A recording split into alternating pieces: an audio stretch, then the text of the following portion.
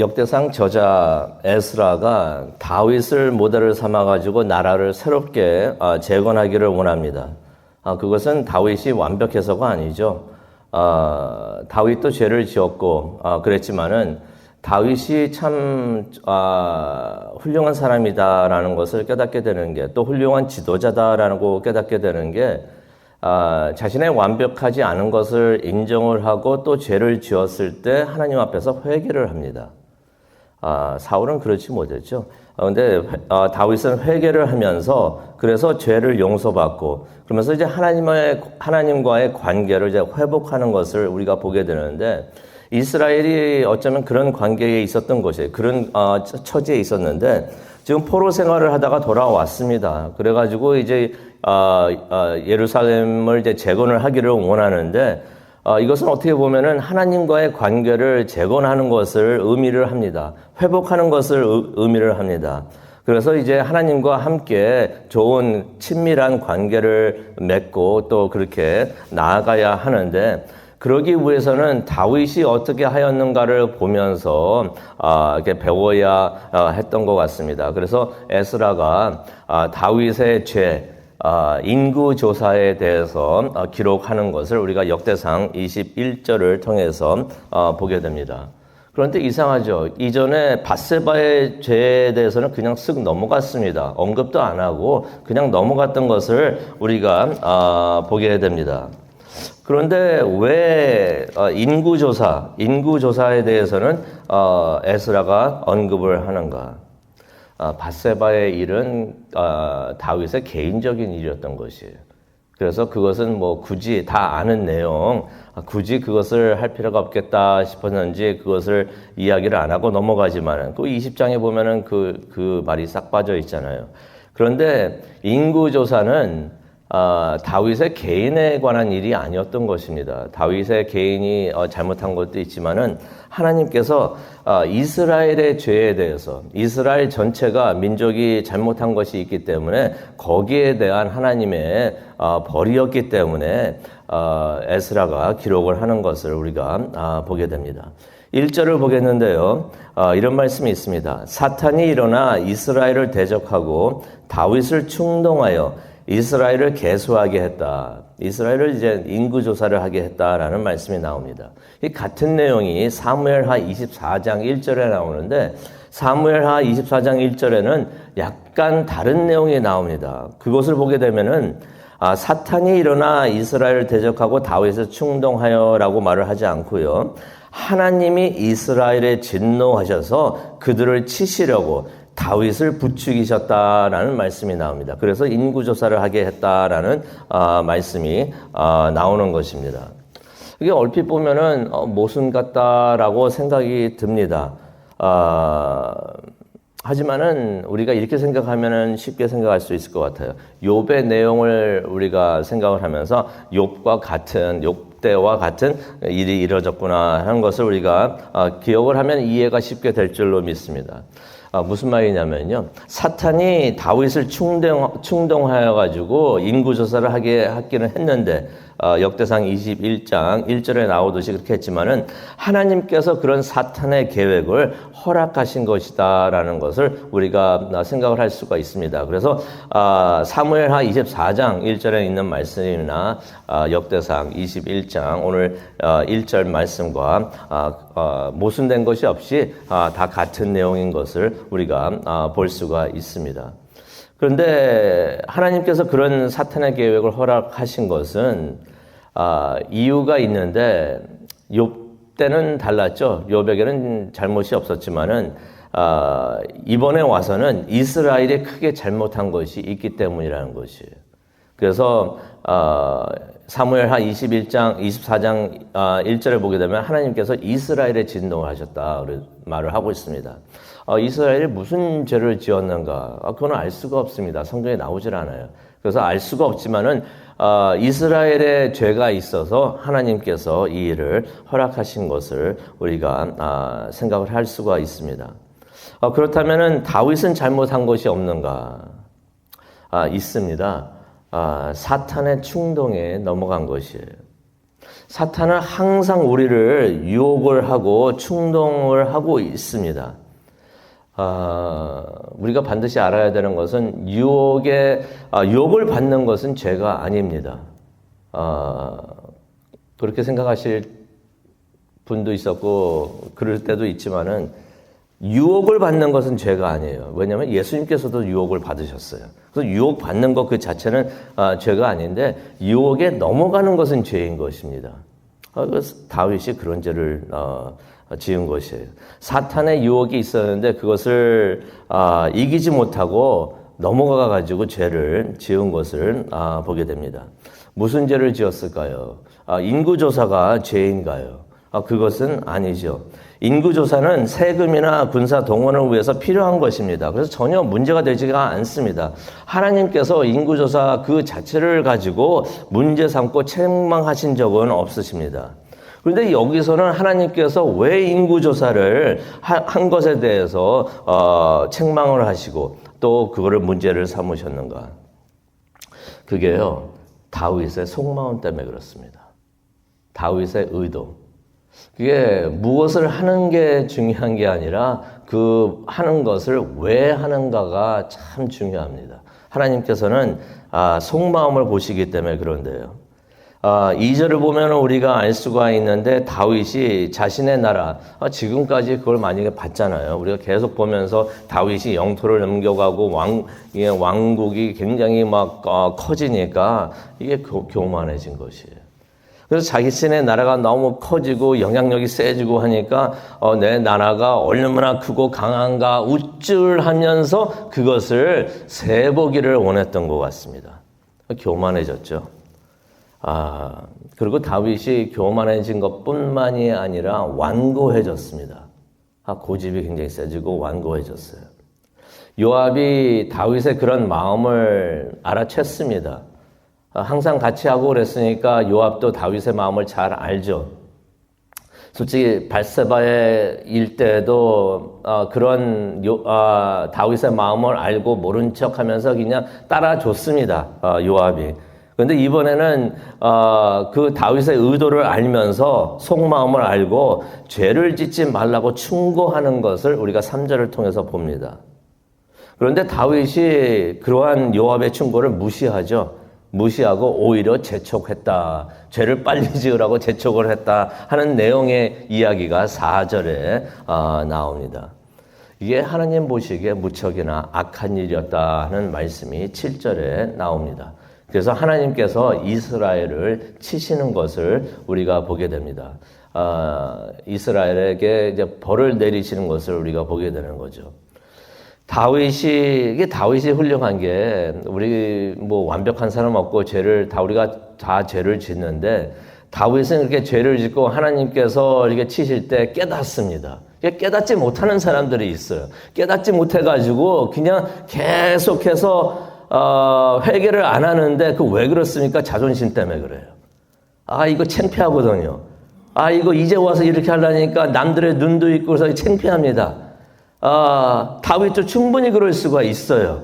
하지만 다윗은 하나님 앞에서 죄를 인정을 합니다. 회개를 합니다. 그것을 우리가 8절을 통해서 봅니다. 그래서 다윗이 뭐라고 합니까? 하나님 앞에 나가서 제가 큰 죄를 범하였습니다. 용서하여 주옵소서. 라고서 회개하는 것을 보게 됩니다. 이게 참 중요한 게요. 회개를 할 때 하나님께서 용서해 주십니다. 회개 안 하는데 용서 안 해주세요. 회개를 하는 사람의 기도를 하나님께서는 들으시는 것입니다. 그래서 이제 용서해 주시는 것을 보게 되는데, 하지만 죄의 대가는 치러야 한다는 것을 우리가 보게 됩니다. 오늘 말씀을 보니까 죄의 대가를 치러야 돼요. 우리도 그런 것은 아닙니다. 이게 하나님의 은혜인데요. 우리의 죄의 대가는, 그러면 우리가 잘못할 때마다 죄의 대가를 치러야 되는가? 아니죠. 누가 대신 우리의 대가는 치러 주셨어요. 그게 예수 그리스도께서 십자가에서 죄의 대가를 치러 주셨습니다. 이게 너무나 감사한 것이에요. 그렇기 때문에 우리는 죄의 대가를 치르지 않아도 됩니다. 예수님께서 벌써 죄의 대가를 다 치러 주셨어요. 근데 다윗은 예수님께서 십자가에 돌아가 죽으시기 전에 이르기였기 때문에 죄의 대가를 치러야 하는 것을 우리가 보게 됩니다. 그래서 하나님께서 세 가지 옵션을 주십니다. 세 가지 옵션을 주시면서 다윗에게 주시면서 10절에 나오죠. 다윗 보고 하나 골라라 라고 말씀을 하십니다. 셋 중에서 벌이 3개가 있는데 셋 중에서 하나 골라라 라고 말씀을 하십니다. 이게 죄의 대가예요. 무엇이었습니까? 3년 동안의 기근이던가 3개월 동안에 적에게 패해가지고 도망을 다니던가 아니면 3일 동안 이스라엘 땅에 재난이 오는 것, 다시 말해서 전염병이 도는 것, 이 3가지 중에서 하나를 선택하라라고 하나님께서 말씀하십니다. 3년 동안의 기근, 3개월 동안에 적에게 패하는 것, 3일 동안의 전염병. 성도님이시라면 무엇을 선택을 하시겠습니까? 무엇을 선택을 하시겠습니까? 다윗의 선택은 어떠했습니까? 이게 13절에 나오는데요. 다윗이 하나님께 맡깁니다. 하나님께서 이 셋 중에서 하나 골라라 하시는데 다윗이 뭐라 그럽니까? 하나님이 골라주십시오. 하나님은 국률하시니까 13절 이전에 하나님이 국률하시니까 그냥 하나님 손에 내가 빠지겠습니다. 무슨 말이냐면요. 하나님 손에 나를 맡기겠습니다. 적에게 쓰러지느니 그냥 하나님 손에 쓰러지겠습니다. 다시 풀어서 말하면 하나님 손에 그냥 맡기겠습니다. 하나님이 선택해 주십시오라고 말하는 것을 보게 되는데 이거 참 지혜롭지 않았는가 생각을 해봅니다.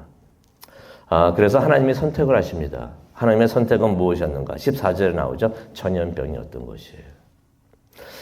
그래가지고 전염병이 온 땅에 퍼지게 되는데요. 14절을 보니까 그래서 7만 명이 죽게 됩니다. 그런데 우리가 말씀을 보게 되면요. 7만 명에서 끝나지 않고 더 큰 사단이 일어날 수도 있었던 것이에요. 그래서 우리가 깨달아야 되는 게 하나님께서 우리의 죄에 대해서 치실 때 기회도 함께 주신다는 것을, 그게 끝이 아니라는 것을 우리가 깨달아야 될 것 같아요. 하나님께서 치실 때 기회도 주십니다. 회개할 기회를 주시는 것이에요. 우리가 회개를 하면은 하나님께서 멈추십니다. 여기서 말씀을 보게 되면은 7만 명이 죽었어요. 그래서 천사가 예루살렘을 멸망시키려 하자. 이게 끝이 아니었고 더 치시려고 하셨다는 것이에요. 그랬는데 하나님께서 뭐라고 말씀하십니까? 이제 족하다, 그만두게 하시는 것을 우리가 보게 되는데 왜 어떻게 그만두게 하시게 하는가? 그것을 이제 내용이 앞으로 나오게 됩니다. 그러니 7만 명이 죽은 것이 끝이 아니었다는 것이에요. 더 큰 사단이 일어날 수가 있는 것이에요. 하나님이 치시고 있을 때 그때서라도 깨닫고 회개하는 것이 참 중요합니다. 회개하지 않으면요, 완전히 멸망할 수가 있는 것이에요. 완전히 멸망하면 그때는 이제 돌아오지를 못합니다. 그때가 되기 전에 우리가 철저하게 회개하고 진심으로 회개하기를 원합니다. 다윗이요, 이 하나님의 천사가 예수 그리스도세요, 솔직히. 성경에 많이 나오는데요. 예수님으로 오시기 전에 성자 하나님이 되시는데 칼을 들고 서 계십니다. 다윗이 영의 눈을 가져가지고 그 장면을 보게 됩니다. 그 장면을 보면서 회개를 또 계속 크게 하는데요. 16절에 나옵니다. 이번에는 장로들과 함께 굵은 베옷을 입고 회개하는 것을 우리가 보게 됩니다. 이것은 어떠한 의미가 있냐면요. 공개적으로 회개하는 것을 의미를 합니다. 혼자 회개하지 않고 장로들과 함께 공개적으로 지은 죄는 공개적으로 회개를 해야 됩니다. 개인적인 일은 다 공개적으로 말할 필요가 없어요. 그럴 필요가 없습니다. 개인적인 일은 개인적으로 회개를 하고, 근데 공개적으로 잘못한 것이 있을 때는 공개적으로 회개를 해야 됩니다. 하나님께서 이스라엘이 죄에 진 것 때문에 노하셨다고 했죠. 이스라엘이 나온 나라가 회개를 해야 되는 것이에요. 그래가지고 장로들도 함께 여기서 회개하는 것을 보게 됩니다. 이 일이 다윗 개인만의 일이 아니었기 때문에 공개적으로 모두가 회개하는 것을 보게 됩니다. 그러면서 이제 하나님의 말씀이 있으셔가지고 오르난의 타작마당에 제단을 쌓는 것을 우리가 보게 됩니다. 18절에 보면 하나님께서 그렇게 하라고 말씀하셔가지고 그대로 따르는 것을 26절을 통해서 우리가 보게 됩니다. 그 모습을 보고서 여호와의 천사가 칼을 칼집에 넣고 멈췄다 하는 것을 우리가 27절을 통해서 보게 되는 것입니다. 진정한 회개는요, 잠시 생각해가지고, 이거 내가 잘못했네, 하나님, 이거, 용서해 주세요. 이게 회개가 아니에요. 그거는 어떻게 보면은, 그냥 후회하는 것이 될 수가 있는데, 진정한 회개는 예배로 이어진다는 것이에요. 예배로 이어지지 않는 회개는 회개가 아닌 것을 우리가 깨달아야 합니다. 후회하는 것을 가지고 회개라고 생각을 할 때가 있는데 절대로 그렇지가 않습니다. 진정한 회개는 예배로 이어지는데 그래서 하나님께로 돌아오는 것을 의미를 합니다. 회개는 하나님께로 돌아오는 것을 말하는 거예요. 그냥 한마디 이거 용서해 주십시오. 이게 회개가 아니라 진심으로 회개를 했다면 하나님께로 돌아와야 되고 하나님과 동행을 하면서 친밀한 관계를 맺는 것이 진정한 회개가 되는 줄로 믿습니다. 그래서 하나님께서 그것을 하게끔 예배를 하게끔 하나님께서 인도를 해주시는데요. 우리가 이 말씀 생각하면서 기도하는 시간을 가졌으면 좋겠는데 다윗이 그 제단을 쌓으면서 예배를 합니다. 그 예배하는 것을 보면서 하나님께서 족하다 그만하다 하시고 그 다음에 여호와의 천사가 칼을 칼집에 넣고 멈추는 것을 우리가 보게 됩니다. 그래서 다윗이 제단을 쌓은 그곳을 성스럽게 여깁니다. 그곳에 하나님이 함께 하시구나. 이 예배하는 이곳에 이 제단에 하나님께서 함께 하시는구나. 그것을 깨닫게 됩니다. 그래서 21장 1절 이게 참 중요한데요. 21장 1절 밑줄 그시기 바랍니다. 그러면서 다윗이 뭐라 그러냐면요. 바로 이곳이 여기가 하나님의 성전이다. 이후에 솔로몬이 하나님의 성전을 짓죠.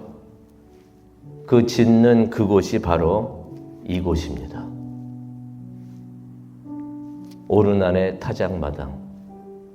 회개하면서 하나님께 제단을 쌓고 내 회개가 진심입니다 하면서 하나님을 예배했던 그곳. 거기서 만난 하나님. 거기서 용서를 받았는데 다윗이 여기가 바로 하나님의 성전이다. 역대하 3장 1절을 보게 되면 솔로몬이 바로 그곳에 성전을 짓는 것을 우리가 보게 됩니다. 그런데 그곳이 바로 아브라함이 이삭을 바쳤던 모리아 산이었던 것이 창세기 22장. 아브라함이 이삭을 바쳤던 곳. 우리가 회개하고 예배하는 그곳에 하나님께서 함께 하시는 줄로 믿습니다. 그래서 우리가 회개하고 하나님을 예배하기를 원합니다. 그곳이 하나님의 성전에, 그것에 하나님의 성전이 세워지고요. 그곳에서 우리가 하나님을 만나고 우리의 죄를 용서받게 되는 줄로 믿습니다. 우리가 다 잘못을 하게 되는데 진심으로 회개하기를 원하고 그 회개는 예배로 이루어진다는 것을 깨닫고 오늘 이 아침 하나님 앞에 나와서 예배하면서 하나님을 만나는 우리 모두가 되기를 간절히 축원합니다. 기도하시겠습니다. 사랑과 은혜가 충만하신 하나님 아버지 감사합니다. 옳은 이 말씀 우리에게 주시는 줄로 믿습니다. 말씀을 받게 하여 주시옵시고 말씀대로 우리가 하나님께 회개할 것은 회개하고 용서를 받으면서 하나님을 예배할 수 있는 우리 모두가 되게 하여 주시옵소서. 마음의 귀가 열려있는 우리 모두가 되게 하여 주시옵소서. 예수님의 이름으로 기도합니다. 아멘.